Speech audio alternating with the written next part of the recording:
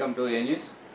The leader కార్యక్రమంలో ఈరోజు today special Valentine's day.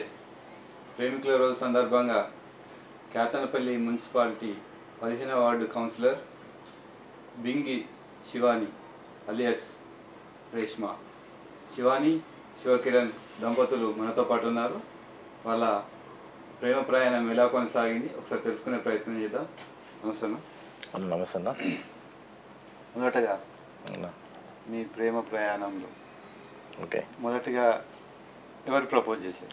నేను ఎవరైనా ఆబ్వియస్లీ మగవాళ్ళే ఉంటారు కదా, నేనే చేశాను. తను స్కూల్ స్టేజ్లో నుంచి మా ఇంటి ముందు నుంచి పోవడం రావడం, ఆ స్టేజ్లో నుంచి వెళ్ళి ఒక లవ్ పుట్టడం, అంటే తను ఇంటర్మీడియట్ దాటే అప్పటి వరకు కంటిన్యూస్ కొన్ని సంవత్సరాలు కొనసాగడం కానీ నేనే ముందు ఎక్స్ప్రెస్ చేశాను. అంటే మీరు ప్రపోజ్ చేసినప్పుడు మీ రియాక్షన్ ఎట్లా ఉంది? తను ఫస్ట్ తను ఒప్పుకోలేదు. ఇక అది ఒక 2 years లాంగ్ జర్నీ అయింది. 2 years తర్వాత దాని తర్వాత ఇక తనకి ఇష్టం ఉన్న వాళ్ళ పేరెంట్స్ అంటే తనకు చాలా ఇష్టం. మెయిన్లీ వాళ్ళ ఫాదర్ అంటే చాలా ఇష్టం తనకి. సో దాంట్లో ఇక వాళ్ళని కాదనలేక ఇటు నన్ను కాదనలేక ఇక చాలా ఇబ్బందులు పడింది పాపం అప్పుడు. సో అట్లా జరిగింది.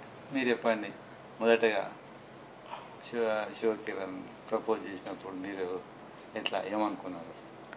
ప్రపోజ్ చేయడం అంటే యాక్చువల్లీ అప్పుడు మా స్కూల్ డేస్లో నేను క్లాస్లో ఎవరైనా ఇట్లా లవర్స్ అట్లా ఉంటే సార్కి ఫస్ట్ వెళ్ళి కంప్లైంట్ ఇచ్చేది. అట్లా నా విషయంలో కూడా సేమ్ అదే జరిగింది. తన గురించి నేను సార్కి చెప్పడం జరిగింది. సార్ వాళ్ళ ఇంటికి వెళ్ళి మా స్కూల్ అమ్మాయిని ఇట్లా ర్యాగింగ్ చేస్తున్నారని చెప్పారు. చెప్పిన తర్వాత కూడా తను మళ్ళీ పదే నా వెనకాల పడిండు. ఫస్ట్ ప్రపోజ్ మాత్రం మా ఫ్రెండ్కి చెప్పి తనకు చెప్పండి అని చెప్పేసి చెప్పారు. చెప్తే మా ఫ్రెండ్ వచ్చి నిన్ను తను లవ్ చేస్తున్నారట అని చెప్పేసి అంటే, నేను వాళ్ళ క్యాస్ట్ యాక్చువల్గా వాళ్ళ తెలుగు అంటే హిందూస్, మేము వచ్చేసి ముస్లిమ్స్ కాబట్టి మా ఇద్దరికి సెట్ కాదు. నేను అక్కడే ఆపేశాను. అంటే ఇది తను ఏమన్నా చేసుకొని ఇవ్వండి అని చెప్పేసి ఆపేసి, నా 10th లాస్ట్ డే అంటే ఎగ్జామ్స్ అయిపోయిన తర్వాత farewell party get together party పెట్టుకున్న రోజు ఇంకా లాస్ట్ డే మళ్ళీ తను ఇక్కడ ఉన్నాడు. యాక్చువల్గా డిగ్రీ అప్పుడు హైదరాబాద్లో చేస్తున్నారు. మధ్యలో వస్తూ వెళ్తూ ఉంటారు. అయితే అప్పుడు కూడా వచ్చారు. వచ్చిన తర్వాత ఇంకా లాస్ట్ డే చూశాను తనని. చూసిన తర్వాత మళ్ళీ ఇట్లనే ఇంకా తను మిస్ అవుతారేమో అని చెప్పేసి అప్పుడు కొంచెం బాధ అనేది ఉంది. కానీ మా పేరెంట్స్ గురించి ఆలోచించి నేను బ్యాక్ స్టెప్ వేయడం జరిగింది. దాని తర్వాత నేను ఇంటర్మీడియట్లో హనంకొండ హాస్టల్లో జాయిన్ అయ్యాను. జాయిన్ అయిన తర్వాత కాల్స్ చేయడము, అంటే పేరెంట్స్కి ఉంటుంది కదా విజిటింగ్, అట్లా ఉన్నప్పుడు కూడా తను అక్కడికి వస్తుండే హాస్టల్కి వచ్చి కాల్ చేస్తుండే. కాల్ చేసిన తర్వాత ఇంకా నా బర్త్డే ఉండే, అప్పుడు బర్త్డేకి నేను ఇక్కడికి వచ్చినప్పుడు ఇంకా బర్త్డేకి గిఫ్ట్ ఇచ్చి మళ్ళీ ప్రపోజ్ చేసిండు. ఇంకా సరేలే అని చెప్పేసి నా బర్త్డే రోజే తనని నేను యాక్సెప్ట్ చేయడం జరిగింది. కానీ మా పేరెంట్స్కి తెలియదు. ఎప్పుడైతే నేను హాస్టల్లో జాయిన్ అయిన తర్వాత ఇంకా మా ఫ్రెండ్స్ వల్ల కొంచెం డిస్టర్బెన్స్ వచ్చి ఇంట్లో తెలిసింది. కాల్ చేసి చెప్పారు మా ఫ్రెండ్స్. ఇంట్లో తెలిసిన తర్వాత ఇంకా మా మమ్మీ కూడా నన్ను ఏమనలేదు. పోనీలే హాస్టల్లో ఉంటుంది కదా ఎందుకు తనని అనడం అని చెప్పేసి మళ్ళీ వెళ్ళిపోయిన తర్వాత ఇంకా నా ఇంటర్మీడియట్ సెకండ్ ఇయర్లో మేమిద్దరం, అంటే నేను అప్పుడు మైనర్, ఇంకా మేజర్ కాలేదు. మ్యారేజ్ అంటే వేరే వాళ్ళకి ఇచ్చి చేద్దాం, ఇంట్లో తెలిసింది కదా ఇంకా చేద్దామని అనుకునే టైంలో ఇంకా మేమిద్దరం వెళ్ళిపోయాము. అంటే యాక్చువల్గా వెళ్ళాలని కాదు, అది ఇంట్లో మొబైల్ ఇచ్చారు. తను మొబైల్ మాట్లాడుతుంటే మా బ్రదర్ చూసి ఇంకా మా పేరెంట్స్ యాక్చువల్గా విలేజ్లో లేరు, వెళ్ళిండ్రు. వాళ్ళు విలేజ్ వస్తారు, భాగ్యనగర్కి వస్తారు అనే టైంకి ఇంకా మొబైల్ దొరికింది. ఇంకా ఆ రోజు నాకు ఇంట్లో మొబైల్ ఏమన్నా చేస్తారు, నువ్వేం చేస్తావో నాకు తెలియదు అని చెప్పేసి కాల్ చేస్తే వెంటనే వచ్చారు తను మా ఇంటికి వచ్చి, ఇంకా సరే మీ పేరెంట్స్ వచ్చిన తర్వాత నేను వాళ్ళతో మాట్లాడి నిన్ను డ్రాప్ చేస్తాలే అని చెప్పి వెళ్ళిపోయిన తర్వాత ఇంకా విలేజ్ మొత్తం వెళ్ళిపోయింది అని చెప్పేసి చెప్పారు. చెప్పిన తర్వాత ఇంకా పేరెంట్స్ 2 o'clock వరకు వచ్చారు. వచ్చిన తర్వాత మళ్ళీ నేను వచ్చేసిన ఇంటికి. దాని తర్వాత కూడా సెకండ్ ఇయర్ ఎగ్జామ్స్ అప్పుడు మళ్ళీ లోకల్కి వచ్చినాను. నేను యాక్చువల్గా వరంగల్లో ఉండే అప్పుడు మా మామయ్య వాళ్ళ ఇంట్లో. మళ్ళీ సెకండ్ ఇయర్కి వచ్చిన తర్వాత సెకండ్ ఇయర్లో ఎగ్జామ్స్ లాస్ట్ కెమిస్ట్రీ ఎగ్జామ్ ఉండే. కెమిస్ట్రీ ఎగ్జామ్ రోజు అక్కడ కూడా తను వాళ్ళ ఫ్రెండ్ని చూసి అక్కడ మొబైల్ ఇచ్చి పంపించిండు, ఒకసారి మాట్లాడమంటానని అని. మళ్ళీ నేను మొబైల్ తీసుకొని మాట్లాడడం జరిగింది. కెమిస్ట్రీ ఎగ్జామ్ రోజు ఎగ్జామ్ రాయక ముందు రోజు ఇంకా మళ్ళీ వరంగల్కి మ్యారేజ్కి వెళ్తున్నాం మేము. ఇంకా వెళ్తే మళ్ళీ తను నాకు కళ్ళు మళ్ళీ అటు నుంచి అటే మ్యారేజ్ చేస్తారేమో అని తనతో మాట్లాడినా. ఆ మాట్లాడడం ఇక్కడ దాకా వచ్చింది మా ప్రయాణం. అంటే మీరు ముస్లిం, మీ ఇంట్లో చెప్పినప్పుడు మీ పేరెంట్స్ ఎట్లా యాక్సెప్ట్ చేసిందా, ఏమన్నారు అసలు? ఏమనలేదు. నేనంటే వాళ్ళకి చాలా ఇష్టం, బాగా ప్రేమగా చూస్తుండే నన్ను. మళ్ళీ ఎట్లా అంటే తనని ఏమన్నా అంటే మళ్ళీ ఏమన్నా చేస్తాము. నేను వాళ్ళకి చెప్పే విధంగా చెప్పిన, ఎవరినైనా మ్యారేజ్ చేసుకోవడమే పప్ప, తనని నాకు ఇచ్చి చెయ్యండి. అంటే తను అంటే ఇట్లా ఒక రౌడీ షీటరు అట్లా ఇట్లా అని చెప్పేసి ఊరంతా చెప్తే తనకి అంటే ప్రతి ఒక్కరిని ఇట్లా డ్రింక్ చేస్తారు అది ఇది అని చెప్పి చాలా నాకు చెప్పారు. నా బ్రెయిన్ వాష్ చేసినా కూడా నేను లేదు పప్ప అది ఇది అని చెప్పేసి చెప్పిన. మా పప్ప నన్ను ఏమనలేదు. మా రిలేటివ్స్ ఎవరైతే ఉంటారో వాళ్ళు బాగా వీళ్ళని అంటే అది చేసిండ్రు, తనని చేసుకుంటే మీరు మా సైడ్ రావద్దు, హిందూస్లోనే కలవాలి, ఇంకా సిస్టర్ బ్రదర్ ఉన్నారు నాకు అని చెప్పేస్తే ఇంకా నేను కూడా ఆగిపోయిన తర్వాత సెకండ్ టైము నేను తనతో వెళ్ళిన తర్వాత కూడా మళ్ళీ నన్ను ఇంటికి తీసుకొచ్చిర్రు. తను మేజర్ కాదు, మైనరు, తనని కిడ్నాప్ చేసి తీసుకెళ్ళిందని చెప్పేసి మా ఫాదర్ కేసు పెట్టిండ్రు.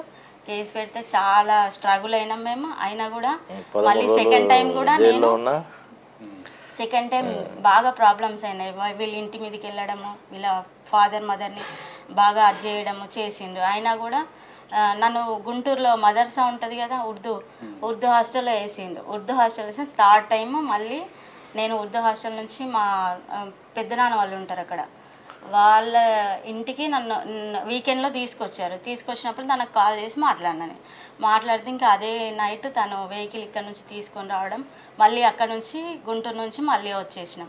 థర్డ్ టైం సక్సెస్ అయింది మాది. అంటే మీ మీద కేసు పెట్టినప్పుడు ఓకే ఎట్లా స్ట్రగుల్ పడ్డది పేరెంట్స్? అంటే హిందూ ముస్లిం అయ్యేసరికి 2018లో ఒక సంచలనం ఇది. ఇలా అంటే ఈ లవ్ మ్యారేజ్ కానీ ఈ పోలీస్ స్టేషన్ స్థానిక రామకృష్ణ పోలీస్ స్టేషన్ కట్టిన తర్వాత ఫస్ట్ కేసు మాది.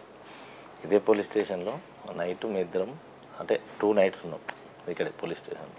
దాని తర్వాత నన్ను రిమాండ్కి పంపడం, మైనరా అని చెప్పేసి వీళ్ళ ఫాదర్ కేసు పెట్టిన తర్వాత జైలుకి పోయి 13 days ఉండి రావడం. ఇక అది చాలా స్ట్రగుల్స్ అనుభవించినాం. ఎన్ని రోజులు మీరు జైల్లో? 13 రోజులు. అంటే ఇద్దరు ఉన్నారా? తను జైల్లో ఉన్నప్పుడు కూడా మా ఫాదరు నా బాధ చూడలేక తన బాధ, మా ఫాదర్కి ఇష్టమే తనంటే, కాకపోతే క్యాస్ట్ ఫీలింగ్లో కొంచెం స్టెప్ బ్యాక్ వేయాల్సి వచ్చింది. కానీ లేకపోతే తనంటే ఇష్టమే. తనతో పాటు మా మామయ్య మా డాడీ ఇద్దరు వెళ్ళి జైలుకి వెళ్ళి తనతో మాట్లాడి తను అంటే చెప్పిండు వాళ్ళ కాళ్ళ మీద పడి నాకు అమ్మాయి కావాలి, నేను బాగా ఇష్టపడుతున్నా అని చెప్తే మా ఫాదర్ కొంచెం ఆలోచనలు పడిండు. కానీ చూద్దాంలే తర్వాత కొన్ని రోజులైతే బ్రేక్ ఇద్దామని చెప్పేసి నన్ను గుంటూరులో వేయాల్సి వచ్చింది. కానీ తను పాపం బాగా స్ట్రగుల్ అయింది. మా పేరెంట్స్ మీ పేరెంట్స్ అప్పుడు మిమ్మల్ని ఎందుకు ముస్లిం అమ్మాయిని మీరు ఎందుకు చేసుకోవడం ఎందుకు అని జనరల్గా ఎవరైనా చెప్తారు, సేమ్ మా పేరెంట్స్ కూడా అలానే చెప్పారు. కానీ నేను చెప్పాను నాకు తను కావాలి, తను లేకపోతే నేను బతకలేను అని నేను చెప్పడం వాళ్ళు కూడా ఇంట్లో వాళ్ళు ఇక తప్పగా ఒప్పుకున్నారు. తర్వాత తన ఇంటికి వచ్చిన తర్వాత అసలు మ్యారేజ్ ఎట్లా జరిగింది అంటే మేము అప్పుడు మొత్తం టోటల్ 3 times మేము అసలు ఎస్కేప్ చేయడం. 3 timesలో సెకండ్ టైం ఫస్ట్ టైం పోవడం జరిగింది. మా ఇంట్లో వాళ్ళు పెద్ద మనుషులు వచ్చి ఇంటి మీద గొడవ పెట్టడం, మా అన్నయ్య వాళ్ళంతా కాల్ చేస్తే రావడం జరిగింది. సెకండ్ టైం ఒక 9 days, మోస్ట్లీ 9 days మా ఫ్రెండ్స్ అట్లా వాళ్ళ పుత్రపల్లి అక్కడ ఉన్నాం. ఇక దాని తర్వాత ఇక చాలా ఇబ్బందులు ఎదుర్కొన్నాం. ఆ 9 days సెకండ్ టైం వెళ్ళినప్పుడే మ్యారేజ్ జరిగింది అక్కడే. మాకు మ్యారేజ్ ఫిబ్రవరి 2008. అంటే వీళ్ళ రిలేటివ్స్ వీళ్ళందరూ సపోర్టింగ్గా ఉండే నన్ను యాక్సెప్ట్ చేయడానికి. ఇంకా ఆయన అట్లా మొండి పట్టేసరికి ఇంకా వాళ్ళు కూడా ఏం చేయలేకపోయాను. వరంగల్ నుంచి మ్యారేజ్ సర్టిఫికేట్ తీసుకొని మేము వచ్చినాం. కాకపోతే ఇక కొంచెం లీడర్స్ని పట్టుకొని మా డాడీ ఇక లీడర్స్ అంటే ఇక తన బాధ అంటే ఫస్ట్ మ్యారేజ్ అయిపోయిన తర్వాత 3 months ఏమో ఇక్కడ ఉన్నాము. దాని తర్వాత హైదరాబాద్ పోయి జాబ్ చేసిన హైదరాబాద్లో.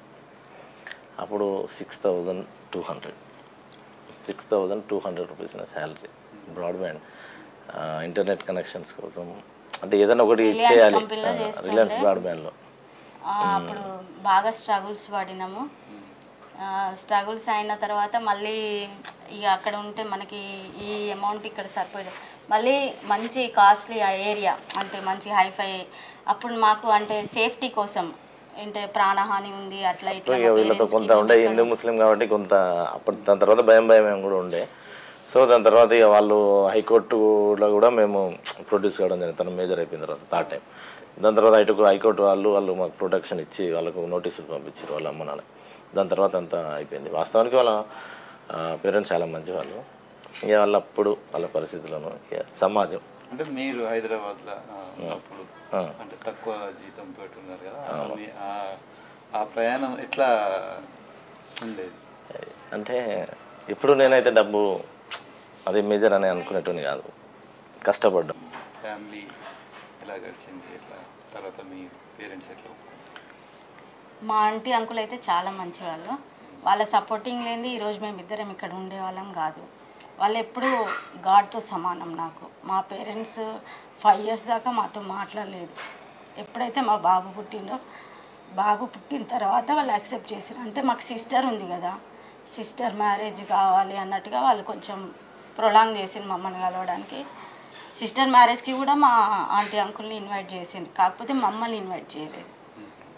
మమ్మల్ని గుర్తుపడతారు కదా అక్కడ అందరు, వాళ్ళనైతే ఎవరు గుర్తుపట్టలేరు. వాళ్ళ రీజన్స్ వాళ్ళకి ఉంటాయి. వాళ్ళ మా అందరికి ఇచ్చారు, మా ఆడపడుచు వాళ్ళకి ఇచ్చారు, కాకపోతే మా ఇద్దరికి వెళ్ళలేదు. అక్కడికే చాలు అనుకున్నాం, హ్యాపీ వాళ్ళు మాట్లాడుతున్నారు అంతే చాలు. సిస్టర్ మ్యారేజ్ అయిన తర్వాత ఇంకా కలిసిపోయింది. మా మరిది కూడా కొంచెం కొన్ని రోజులైనా కూడా బాబు కోసం అని, బాబు క్యూట్గా ఉన్నాడు అని చెప్పేసి ఇంకా మాటలు కలిసినాయి. ఇప్పుడైతే అందరం కలిసి మీ సిస్టర్ మ్యారేజ్ అయినప్పుడు అంటే నేను లేను మా సిస్టర్ మ్యారేజ్, అప్పుడు ఏమైనా మీకు ఏమైనా బాధ అనిపించింది? అనిపిస్తుంది కదా, రిలేటివ్స్ అందరు వచ్చి ఇక్కడ ఉన్నారు కలవాలి అని కూడా అనుకున్నాను. కానీ ఆఫ్టర్ 4 days తర్వాత కాల్ చేసిండ్రు కలుస్తావా వస్తావా అని, కానీ నేను వెళ్ళలేదు.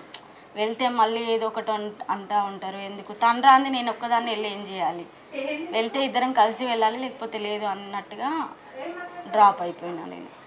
ఓకే, మీరు ఇక్కడికి వచ్చిన తర్వాత ఓకే అంటే మీరు ఎప్పుడు ఇక్కడికి వచ్చిండ్రు?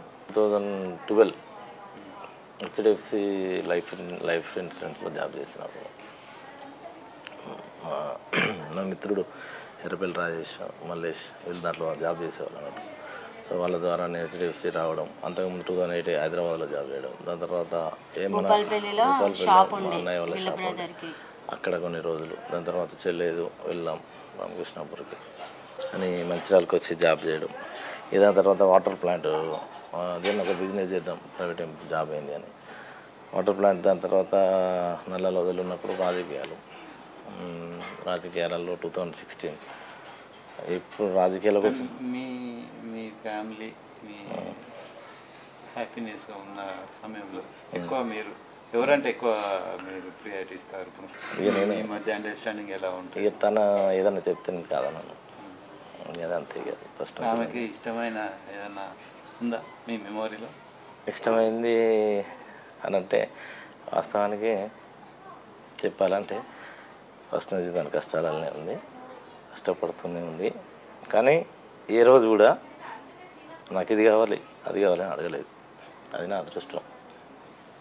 యాక్చువల్గా తను దొరకడం నా అదృష్టము. గాడ్ బ్లెస్సింగ్స్ లేనిదైతే మేమిద్దరం ఈరోజు కలిసి ఉండేవాళ్ళం కాదు. God blessings are always for us. మా మీద ఎప్పుడు దేవుడి ఆశీస్సులు ఉంటూనే ఉంటాయి. దేవుని పైన నమ్మకంతో మేము ఇద్దరం ఇప్పటిదాకా మా ప్రయాణం కొనసాగిస్తాం. మంచి రోజులు వస్తాయి అని ఓపికతోటే ఉన్నాయి. ఖచ్చితంగా మాకు మంచి రోజులు అనేవి వస్తాయి. మంచి రోజులు వచ్చేదాకా మేము ఓపికతో ఉన్నాం అంతే. ఇప్పుడు ఎట్లా ఉన్నారు ఇప్పుడు పిల్లలు? మా బాబు దొరకడం అయితే మాకు అదృష్టం. అంటే మా బాబు పుట్టడం అయితే మాకు చాలా అదృష్టం. మా బాబుతోటే కొంతవరకు అది చాలా కలిసి వచ్చింది. వాటర్ ప్లాంట్లో ఉన్నప్పుడైతే మాకు అసలు డోకే లేదు. అంటే బాబు పుట్టడం మాకు అదృష్టం కలిసి రావడము. ప్రజెంట్ మీరు ఏం చేస్తున్నారు? ఇప్పుడు రైట్ నౌ మొన్న recent 2 years back ions restaurant పెట్టిన. అది ఈ మాస్టర్స్ వల్ల వర్కర్స్ వల్ల చాలా ఇబ్బంది అవుతుంది. మళ్ళీ ఒక 30 to 40 lakhs అట్లా ఇబ్బంది కావడం. పార్టీలు ఎప్పుడు జాయిన్ అయ్యారు? అంటే ఇది 2016 ఫిబ్రవరి 17th రోజు కేసీఆర్ బర్త్డే రోజు మంచిర్యాలలో నేను ఫస్ట్ నా జర్నీ అక్కడి నుంచి నేను స్టార్ట్ అయింది. ఆ తర్వాత నల్లాల క్రాంతి నాకు కొంత లిఫ్ట్ చేయడం, నేను రావడంతో నేను యూత్ ప్రెసిడెంట్ చేయడం, యూత్ సపోర్టింగ్ బాగుండే అప్పుడు యూత్ అంటే 100 మందిని పట్టుకొని ప్రోగ్రామ్స్ చేయడం. సో దీనివల్ల నాకు మంచి చేసిండు, మంచి అవకాశం ఇచ్చిండు. నేను కూడా ప్రజలకు సేవ కానీ అంటే రక్తదానాలు కానీ, ఒక అమ్మాయికి ప్రాబ్లం ఉంటే కానీ, ఎవరికైనా స్పష్టంగా ఉంటే ఫేస్బుక్ ద్వారా ఫండ్ కలెక్ట్ చేసి వాళ్ళకి చేయడం కానీ, ఇలా చాలా నాకు తోచినంత సహాయ కార్యక్రమం కరోనా సమయంలో 108 మందికి ఆటో డ్రైవర్లకు చేయడం కానీ, ఇట్లా నాకు తోచింది మాత్రం ఒక 500 మంది గర్భిణీ స్త్రీలకు రక్తం ఇచ్చిన 100%. అంటే నేను ఒక్కనే కాదు, నాతో ఉన్న యూత్ అందరం కలిసి ఒక టీం వర్క్ చేసినాం.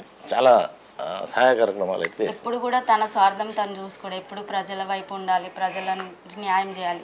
చేస్తేనే దేవుడు మనను ఒక మార్గంలో ఉంచుతాడు. తన మార్గంలో నన్ను నడిచేటట్టు నన్ను కూడా మార్చి, నేనంట మనిషికి స్వార్థం అనేది ఉండాలి కొంతనన్నా, ఎప్పుడు బయట వాళ్ళని చూడడం కాదు. అంటే ఆ స్టేజ్లో మనం ఉంటే మనకి ఎవరు చేస్తుండే అని మనం ఆలోచించుకొని చేయాలి అని ఎప్పుడు మాత్రం ప్రజల కోసమే కొట్లాడుతూ ఉంటాడు. ప్రజల గురించి ఖచ్చితంగా ఆలోచించే వ్యక్తి తను. అంటే ఇప్పుడు ఇంకా అంటే ప్రజాప్రతినిధిగా పోటీ చేయాలన్న ఆలోచన ఎట్లా కలిగింది? అంటే తెలుసో తెలియక రాజకీయాలకైతే వచ్చినామన్న.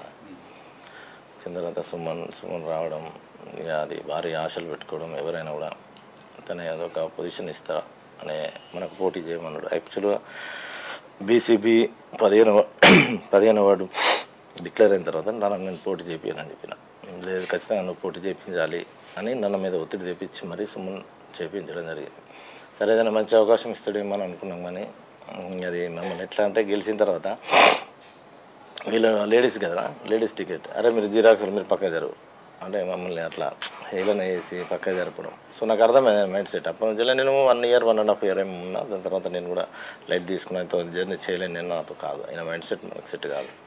కానీ దాని తర్వాత సమయం వచ్చిన తర్వాత ముజాహిద్ అని మిత్రుడు ఉండే, ఆ మిత్రుల ద్వారా రేవంత్ రెడ్డిని కలవడం, కాంగ్రెస్ పార్టీలో జాయిన్ కావడం, ఇక జరిగిందంతా మీకు తెలిసింది. ఎందుకు అంత అంటే మీరు ఒక అధికార పార్టీ నుండి ప్రతిపక్ష పార్టీలకు అంత అవసరం ఏమొచ్చింది?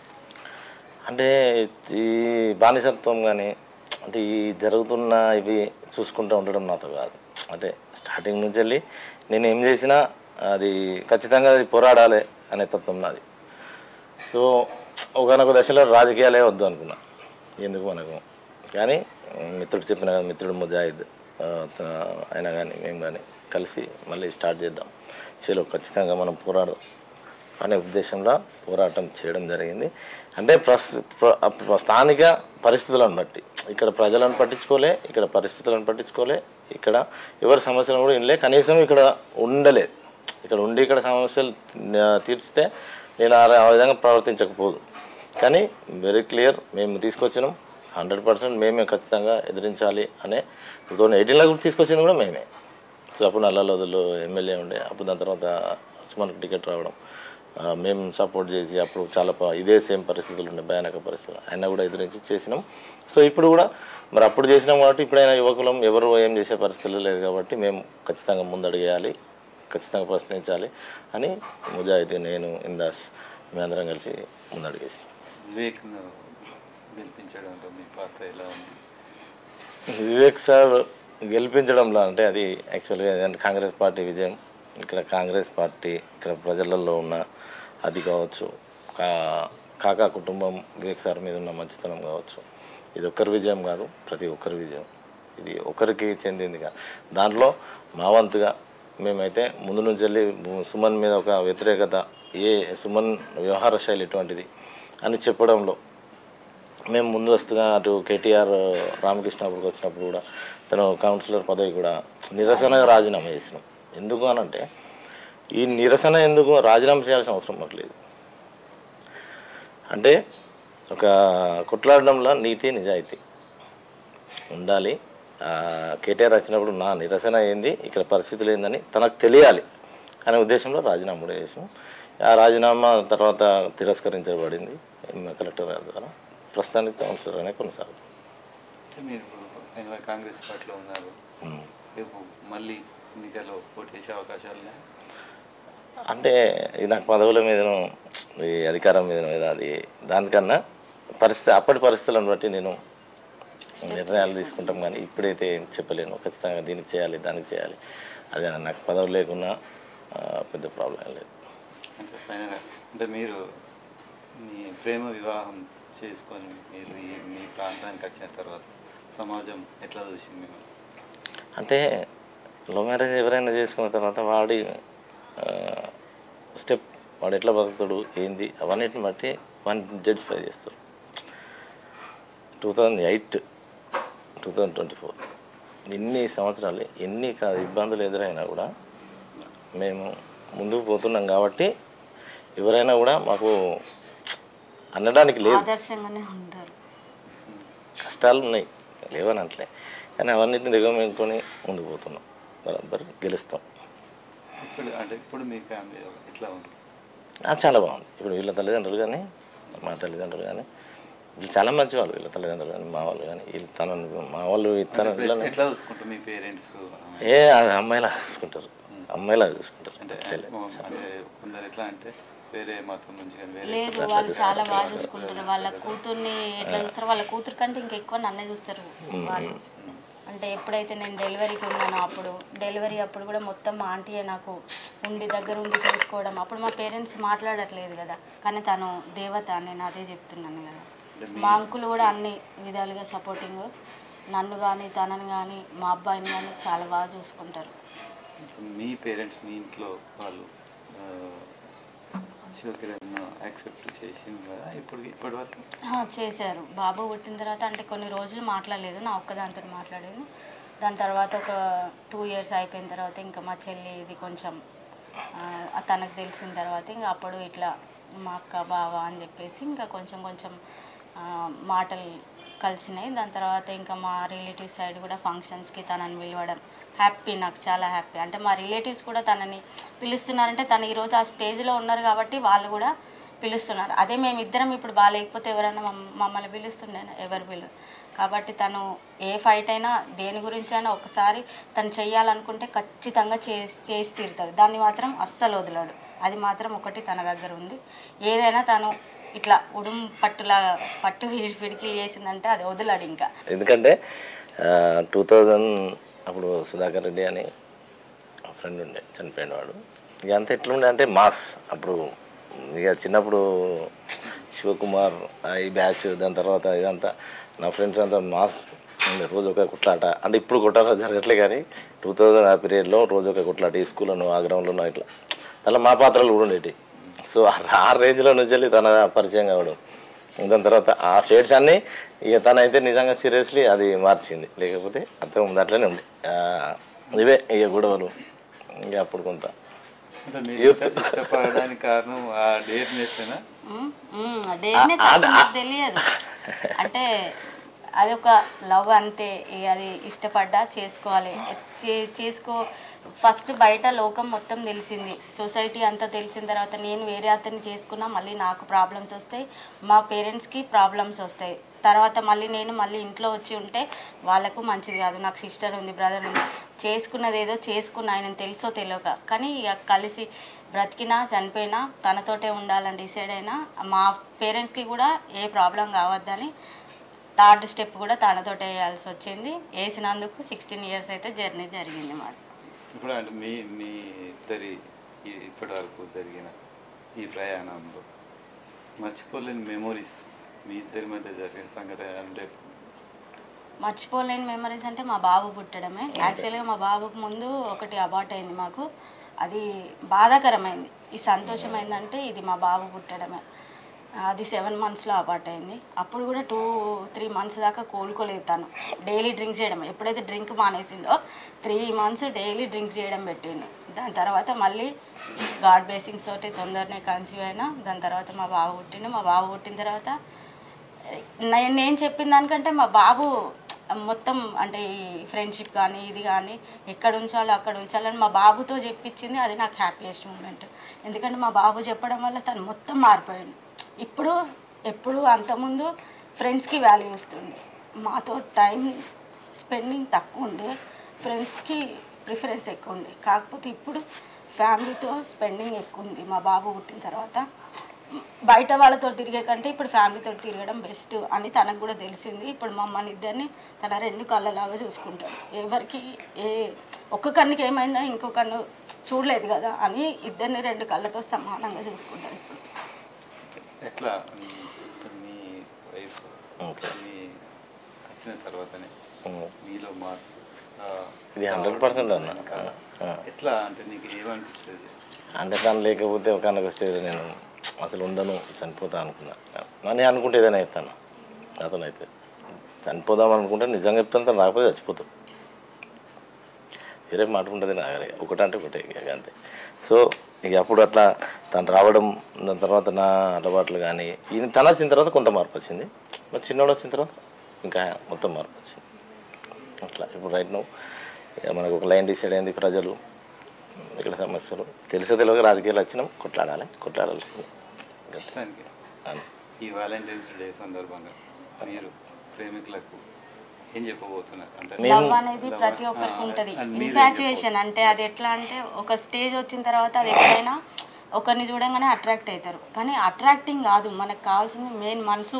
అంటే మనం లైఫ్ లాంగ్ కలిసి ఉండగలుగుతామా లేదా అనేది ఫస్ట్ ఒకటి చూసుకోవాలి.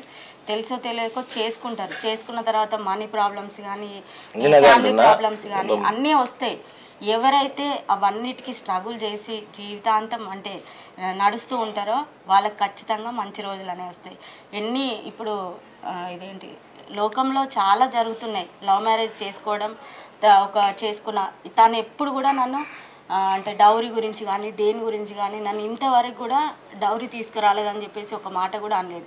ఇస్తే ఏంటి ఇవ్వకపోతే ఏంటి, నువ్వు ఇస్తావని నేను చేసుకోలేదు, నేను చూసుకుంటా జీవితాంతం అని చేసుకున్నా అనే చెప్తారు. అదొక్కటి మాత్రం నాకు తను ఏమంటారు, తను ఇచ్చిన వరం. అంటే అడగారు చెయ్యరు మీ పేరెంట్స్ దగ్గర నుంచి అది తీసుకురా ఇది తీసుకురా మొత్తం నా ఇష్టంగా అంటే నా మీద వదిలిపెట్టేస్తారు. నువ్వేమన్నా చేసుకో అంటే ఎటన్నా వెళ్తా అంటే ఫుల్ ఫ్రీడమ్ ఇచ్చింది నాకు. అంటే నేను ఇక్కడికి వెళ్ళి వస్తా అంటే వెళ్ళు, నీకు ఎలాంటి ఆబ్జెక్షన్ లేదు. మా పేరెంట్స్ దగ్గరికి వెళ్ళినా కూడా మీ పేరెంట్స్ దగ్గరికి వెళ్తే ఇది అడిగి తీసుకురా, డిమాండ్ కాదు అడిగి తీసుకురా, ఏ రోజు కూడా తను అనలేదు. ఇప్పటి వరకు కూడా అనరు కూడా, ఇంకా ఫ్యూచర్లో కూడా అనరు కూడా. అంటే ఇప్పుడున్న సమాజంలో కొంతమంది ప్రేమించి పెళ్లి చేసుకున్న వాళ్ళ దాంట్లో ఒక 1 year 2 years కాగానే వాళ్ళ విభేదాలు రావడం అంటే వల్ల ఇప్పుడు ప్రేమించుకోవడం అనేది ఏముంది, ప్రేమించుకోవడం పెద్ద విషయం కదా ఇప్పుడు ఈ రోజులలో ప్రతి ఒక్కరు. కానీ ఒక సర్టెన్ ఏజ్ వచ్చిన తర్వాత ప్రేమికులకు నేను అదే చెప్తున్నా, సర్టెన్ ఏజ్ వచ్చిన తర్వాత ఫస్ట్ లైఫ్ మీద కెరియర్ మీద ఫోకస్ చేసి ఏజ్ వచ్చిన తర్వాత ఆ ఏజ్ వచ్చిన తర్వాత మీ మైండ్ సెట్ కూడా పెరుగుతుంది.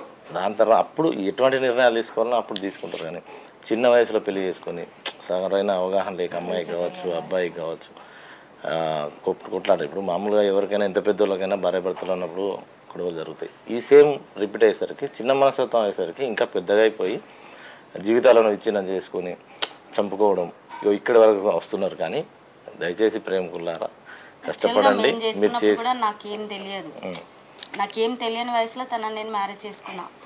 సాధారణంగా గొడవలు అనేవి ప్రతి ఒక్కరికి వస్తుంది. ఫ్యామిలీ అన్నాక వాళ్ళకి ఇంట్లో ప్రాబ్లమ్స్ వల్ల, వాళ్ళ మైండ్ స్ట్రెస్ వల్ల, ఏదో ఒక ఇష్యూ వల్ల వాళ్ళు మనని కోప్పడతారు. అంటే కోపడింది కదా అని చెప్పేసి నేను నీ దగ్గర నుంచి వెళ్ళిపోతా విడిపోతా అని చెప్తే అది కరెక్ట్ కాదు కదా. అట్లా మనకు వాల్యూ ఉండదు కదా. ఫైనల్గా మీరు చిన్నగా మీరిద్దరు ప్రేమికుల రోజు సందర్భంగా ఏం చెప్పబోతున్నారు? ఒక సర్టెన్ ఏజ్గా రాని ఒక లైఫ్ మీద ఒక క్లారిటీ, కెరియర్ మీద గ్రోత్ ఇది వచ్చిన తర్వాత అప్పుడు మీరు లవ్ కానీ ఏది కానీ చేసిన ఒక మిమ్మల్ని నమ్ముకున్న తల్లిదండ్రులు కావచ్చు పెద్దోళ్ళు కావచ్చు వాళ్ళ గౌరవానికి కానీ ఎవరికి ఇబ్బంది రాకుండా. ఇప్పుడు మా లవ్ మ్యారేజ్ వల్ల అంటే మేమిద్దరం సంతోషంగానే ఉన్నాం. కానీ అప్పుడు వీళ్ళ తల్లిదండ్రులు కానీ మా తల్లిదండ్రులు కానీ వాళ్ళు పడ్డ బాధలు వాళ్ళ ఇవన్నీ తెలిసో తెలియక మేము చేసినాం. కానీ వాళ్ళు కష్టాలు పడాల్సి వచ్చింది. కాబట్టి ఎవరైనా ఇప్పుడు ఎట్లా ఉంది అంటే ఇప్పుడు యాక్సెప్ట్ చేస్తున్నారు. మా అప్పుడు యాక్సెప్ట్ చేయడం కాదు, అసలు అప్పుడు లవ్ అంటేనే డేంజర్ సిచ్యువేషన్లో ఉండే. లవ్ చేస్తున్నారో వాళ్ళు ఫ్యామిలీని ప్రపోజ్ చేసి మ్యారేజ్ చేసుకుంటున్నారు. అట్లా చేసుకున్నది డిఫరెంట్ ఉంటుంది. ఎందుకంటే ఫ్యామిలీ సపోర్టింగ్ ఉంటుంది కాబట్టి తను ఏమన్నా అన్నా చేసినా మనం వెళ్ళి చెప్పుకోవచ్చు. కానీ అది గొప్ప కాదు కదా. ఇప్పుడు ఇట్లా మ్యారేజ్ చేసుకున్న వాళ్ళు ఈ రోజులలో అయితే కామన్ అయిపోయింది. లవ్ చేయడం, మ్యారేజ్ చేసుకోవడం, విడిపోవడం అనేది కామన్ అంటే కామన్ అయిపోయింది. ప్రేమికులకు మేము చెప్పే సందేశం ఏంటంటే కెరీర్ మీద గ్రోత్ పెట్టండి. చిన్న చిన్న మనస్పర్ధలు వచ్చింది దాన్ని పెద్దగా చేసుకొని చూసుకొని ఒకరి మీద కోపం అది పెంచుకొని అది ఎక్కువ దారి తీసి హింసకు దారి తీసేదాకా ఎవరో ఒకరు తగ్గాలి అనిపిస్తుంది. కానీ ఒక్కసారి మన బ్యాక్ మెమరీస్ వెళ్ళి అప్పుడు మనం ఎంత డీప్ లో ఉండే ఎట్లా చేసుకున్నాం అని ఒక్కసారి భవిష్యత్తు ఏంటి, మన పిల్లలు ఏంటి, ఇవన్నీ ఆలోచించుకుంటే కోపం తగ్గిపోద్ది. అప్పుడున్న డీప్ లో ఇప్పుడు ఎందుకు ఉండదు, మ్యారేజ్ తర్వాత ఎందుకు పోయి గొడవల వల్ల మనం విడిపోతే కరెక్టేనా, మరి అప్పుడు అంత ప్రేమ ఉండే ఇప్పుడు ఎందుకు లేదు అని ఆలోచించుకొని పిల్లల గురించి ఆలోచించి ఏదైనా భవిష్యత్తు స్టెప్ వేయాలి అనేది మేము ప్రేమికులకు చెప్పే సందేశం. ఖచ్చితంగా కష్టపడితే సక్సెస్ అవుతారు. తొందరపడాల్సిన అవసరం లేదు. పైసలు లేవు, పైసలు ప్రేమించుకున్నారు కానీ తర్వాత డబ్బుల కోసం ఇబ్బంది పడి సరైన జాబ్ లేక ఇవన్నీ ఒక ప్రాపర్ వేలో ప్రాపర్ ప్లానింగ్ ప్రకారం పోయి ఈ లవ్ మ్యారేజ్లు చేసుకుంటే మీరు కానీ మీ తల్లిదండ్రులు కానీ వాళ్ళ తల్లిదండ్రులు కానీ పెద్దలందరూ హ్యాపీగా ఉంటారని మేము ఏఎన్ఎస్ ద్వారా ప్రేమికులకు సందేశం తెలియజేస్తున్నాం. మొత్తానికి ప్రేమ అనేది గుడ్డిది కాదు, ప్రేమించుకున్న వాళ్ళందరూ చెడ్డవాళ్ళు కాదు. ఖచ్చితంగా ఇద్దరు కలిసిమెలిసి ఉన్నట్లయితే ఎన్ని కష్టాలు వచ్చినా కులాలకు మతాలకు అతీతంగా జీవితాన్ని సాఫీగా సాగించవచ్చు. ఖచ్చితంగా ప్రేమికులందరూ చిన్న చిన్న మనస్పర్ధాలకు విడిపోకుండా వాళ్ళ ఒకరినొకరిని అర్థం చేసుకొని ఈ కుటుంబాన్ని సాఫీగా సాగించాలి అని చెప్పి మనతో పాటు కేతనపల్లి 15వ వార్డు కౌన్సిలర్ బింగి శివాని శివకిరణ్ తెలిపారు. మరో ప్రేమ జంటతో మళ్ళీ కలుద్దాం. నమస్కారం.